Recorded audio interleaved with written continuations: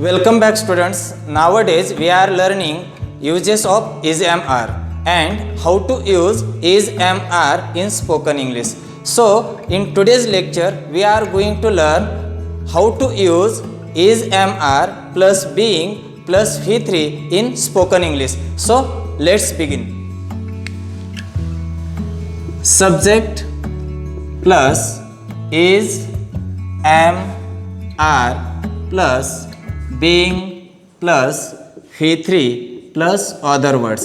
आता या ठिकाणी आपण V3 नंतर बाय प्लस कर्त्याची द्वितीया आपण पॅसिव्ह वॉइसमध्ये वापरत असतो, जसं की by him, bye her, bye them.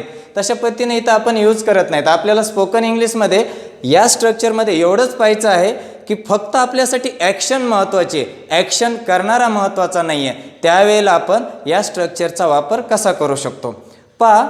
इंग्रजी सर्वत्र बोललं जात आहे.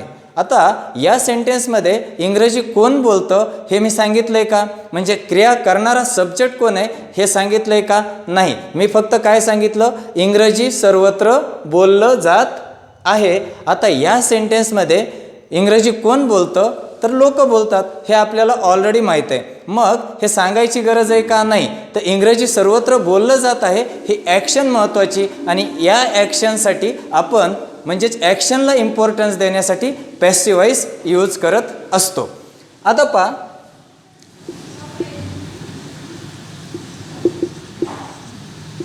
English is being spoken. हमेशा पॅसिव्ह वॉइसचं स्ट्रक्चर असेल तर V3 यूज केला जातो. आता ॲक्टिव्ह टू पॅसिव्ह वॉइस कसा बनवायचा याच्यावर आपण सेपरेट डिस्कस करूया. आता आपल्याला फक्त आपण काय पाहतोय, is-am-are वेगवेगळे स्ट्रक्चर्स पाहतोय. मग इंग्रजी बोलताना या स्ट्रक्चरचा वापर आपण कसा करू शकतो एवढ्यावरच आजच्या लेक्चरमध्ये मी फोकस करणार आहे. English is being spoken all over. All over means सर्वत्र.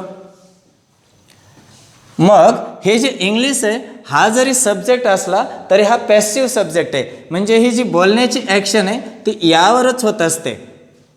म्हणजेच हा जो सब्जेक्ट आहे स्वतःहून कुठलीही ॲक्शन करत नाही, तर ॲक्शन जी ती या सब्जेक्टवरच झालेली असते, त्याला तर आपण पॅसिव्ह वॉइस म्हणत असतो. म्हणून हा जो सब्जेक्ट आहे हा ॲक्च्युली पॅसिव्ह सब्जेक्ट आहे, निष्क्रिय सब्जेक्ट आहे. हा सब्जेक्ट कुठलीही ॲक्शन करत नाही आहे.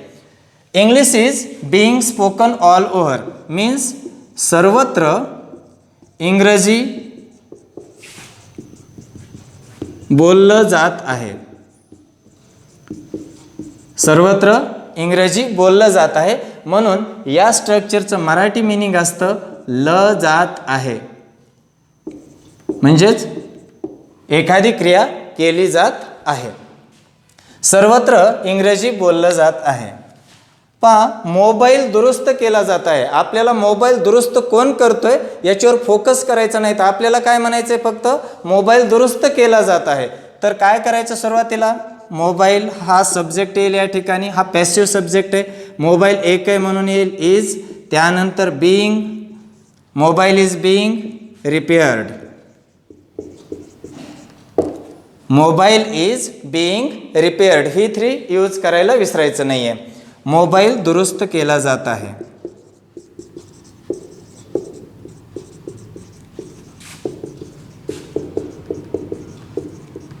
आता इथं मुद्दाम होऊन ज्या वेळेला मोबाईल दुरुस्त करणारा कोण आहे म्हणजे ॲक्शन करणारा कोण आहे हाच आपल्याला टाळायचा आहे, तर त्यावेळेस आपण काय करत असतो, पॅसिव्ह वॉइसचे स्ट्रक्चर्स यूज करत असतो.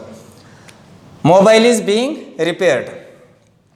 त्यानंतर A letter is being written. पत्र लिहिलं जात आहे. पत्र लिहिलं जात आहे. ल जाणे हा प्रकार यामध्ये असतो. ल जात आहे, पत्र लिहिलं जात आहे म्हणजे हे ॲक्शन चालू आहे.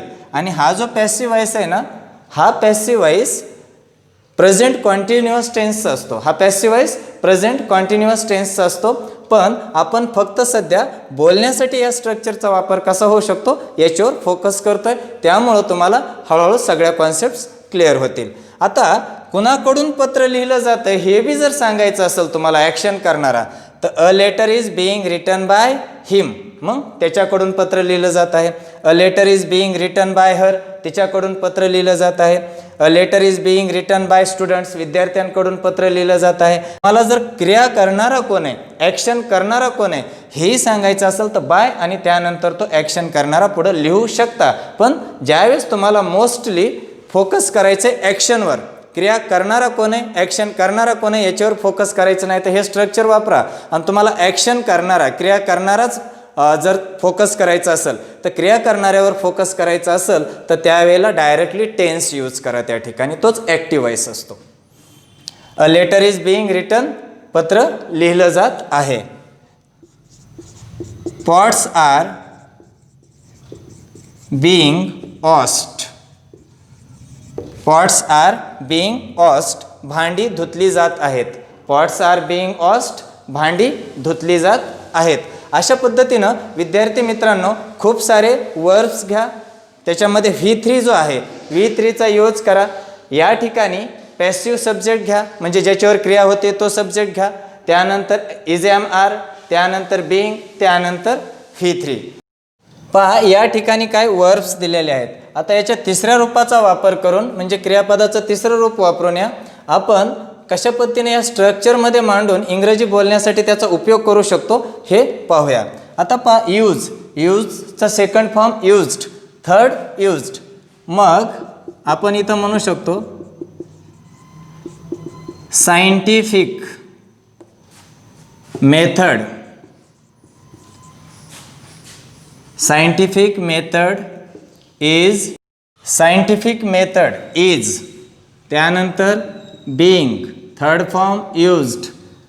Scientific method is being used, वैज्ञानिक पद्धत वापरली जात आहे. कशासाठी? For experiments.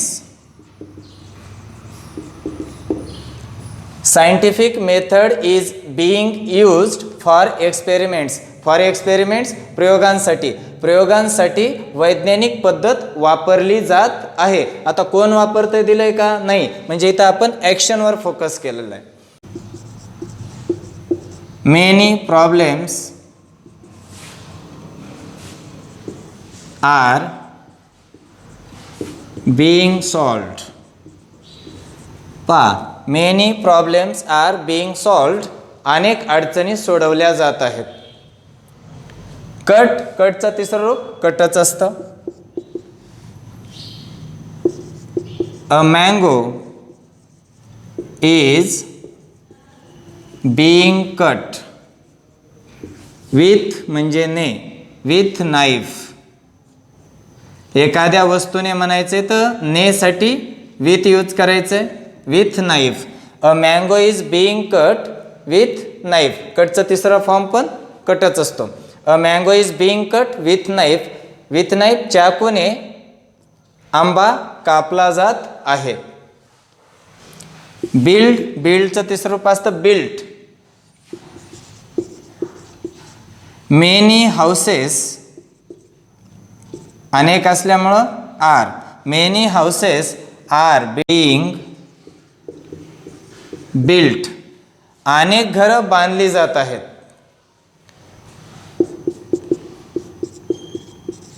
Pizza is being eaten, pizza खाल्ला जात आहे इन हॉटेल, हॉटेलमध्ये पिझ्झा खाल्ला जात आहे.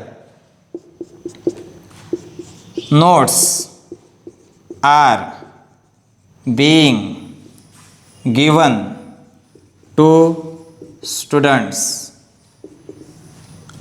Notes are being given to students, विद्यार्थ्यांना नोट्स दिल्या जात आहेत. Notes are being given to students, विद्यार्थ्यांना नोट्स दिल्या जात आहेत. कोण देते आपण लिहिलंय का? नाही, म्हणजेच फक्त ॲक्शनवर फोकस करतोय म्हणून हा पॅसिव्ह वॉइसचं स्ट्रक्चर आहे. टेक,